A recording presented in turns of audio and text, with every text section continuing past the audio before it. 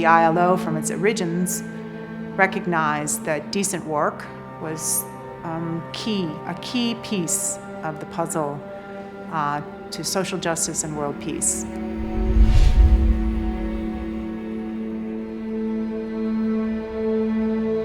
Over 100 years, the ILO has developed more than 40 instruments that focus on occupational safety and health.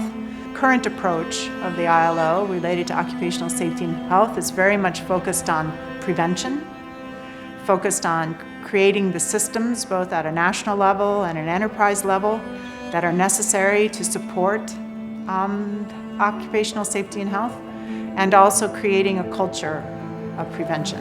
So the idea being that if people think that work is just simply hazardous and that whatever happens is going to happen, no. Work, in fact, should not do harm, and work should support health. So you would think of all the sectors that would be conscious of health and safety, it would be the health sector.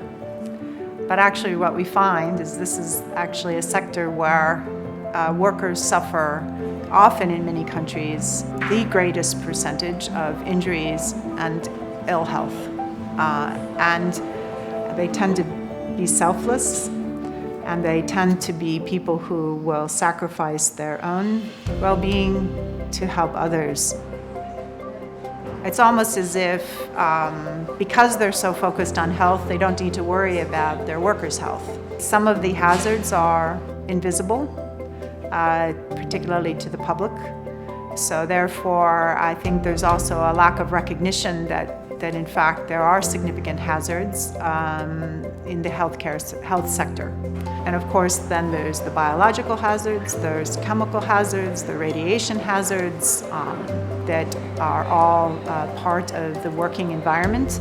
And so there's not easily compartmentalized, okay, this is the hazardous part of the work, and everything else is neutral.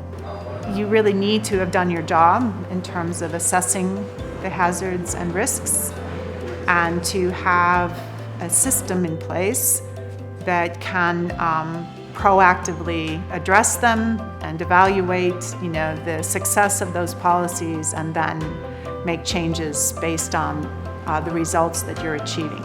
A OIT já disponibiliza para a sociedade um conjunto de documentos estruturantes, norteadores. São ferramentas bastante úteis e que podem ser utilizadas para garantir uma efetividade do combate à pandemia e também assegurar condições de trabalho decentes e dignas aos profissionais da saúde. And so this sort of then gets sort of mixed up into then, actually there is a need for them to take care of themselves, and there's a need for them to be proactive about their safety and health. And again, like I said, you would think in the health sector that supporting health would be something that would be not something you would need to actually have, it should be obvious. So we just need to apply that kind of care that we want to give to the patients, to turn it around and say we need to similarly give the same consideration and the same compassion to the people who are providing the care.